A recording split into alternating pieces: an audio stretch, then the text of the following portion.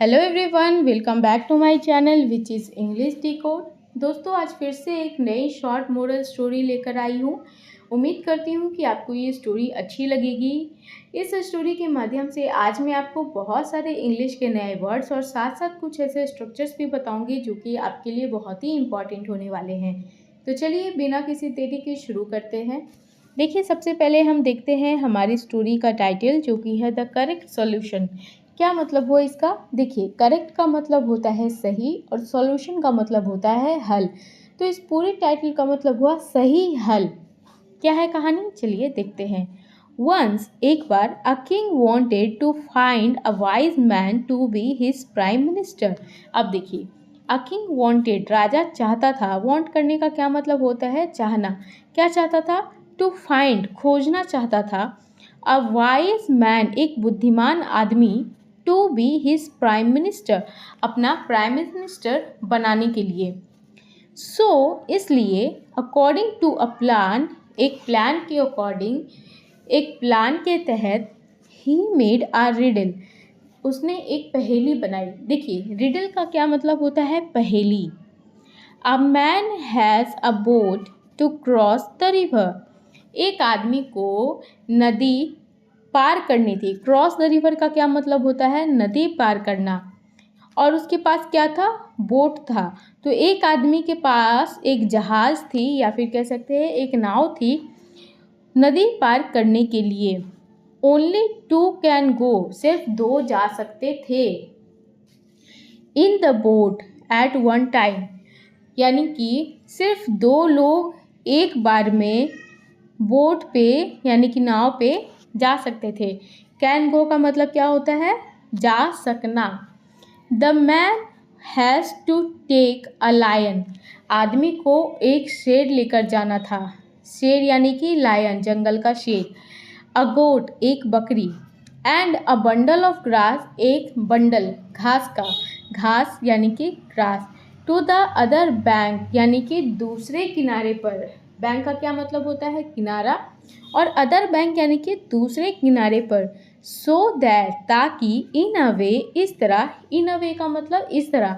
No one will eat, कोई नहीं खा पाए, या फिर कोई नहीं खा पाएगा। द अदर मतलब कि एक नाव थी, एक नाव से दो ही लोग एक बार में जा सकते थे।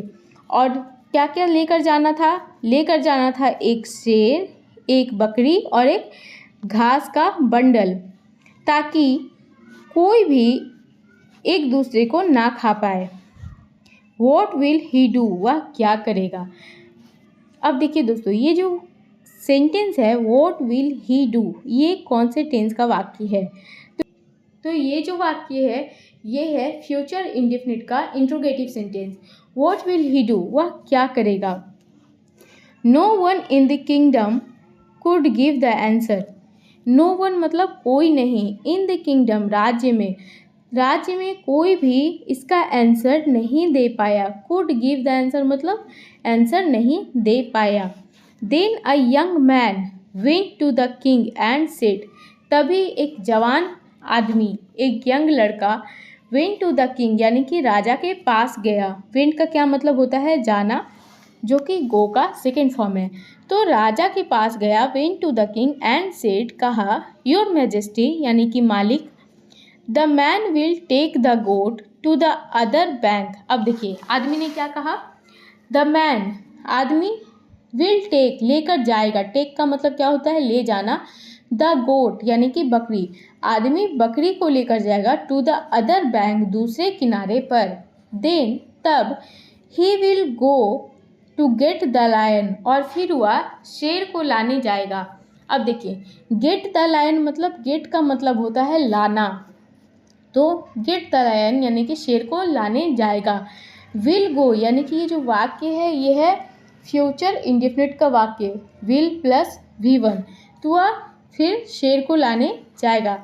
ही will bring the lion to the other bank, वह शेर को दूसरे किनारे पर लाएगा। And take back the goat with him, और अपने साथ बकरी को वापस ले जाएगा। टेक बैक का क्या मतलब होता है? टेक बैक का मतलब होता है वापस ले जाना। Then he will take the grass to the lion, और फिर देन का मतलब क्या हुआ, फिर ही विल टेक, वह ले जाएगा द ग्रास, घास को, टू द लायन, लायन के पास, बिकॉज, क्योंकि the lion won't eat the grass, क्योंकि शेर घास नहीं खाएगी। देखिए वोंट ईट, फिर से ये जो वाक्य है कौन से टेंस का है, फ्यूचर इंडेफिनिट का negative tense, will plus not plus V1, जिसका शॉर्ट फॉर्म में हम कैसे लिखते हैं, वोंट। तो वोंट ईट, क्योंकि शेर घास नहीं खाएगी। He will row back to get the goat, और he will row back to get the goat to the other bank. अब देखिए रो बैक का क्या होता है, नाव चलाकर, रो का मतलब होता है नाव चलाना, तो रो बैक मतलब नाव चलाकर वह बकरी लाने जाएगा टू द अदर बैंक, यानी कि दूसरे किनारे पर। The king was amazed, amazed का मतलब खुश हो जाना, खुशी से चौंक जाना, तो राजा जो था अमेज्ड था, खुशी से चौंका हुआ था। Why the by his cleverness, उसकी चालाकी से, because he had never let the grass and the goat और the lion and the goat to be together. अब देखिए राजा अमेज था उसकी चालाकी से, क्यों, he has never let the grass and goat. अब देखिए इसको हम लोग छोटे छोटे सेंटेंस में तोड़कर समझते हैं। देखिए उसने, he had never let the grass and goat, अब देखिए उसने कभी भी घास और बकरी को एक साथ नहीं छोड़ा।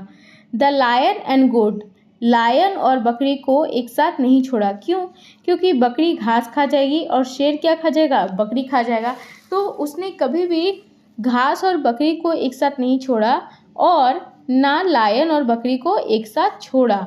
The king was sure of his intelligence, राजा उसके इंटेलिजेंस पे श्योर था, and appointed him as the prime minister, और उसे as a prime minister appoint कर लिया, यानी कि रख लिया। अपॉइंट करना मतलब किसी को रख लेना या नौकरी पे रख लेना।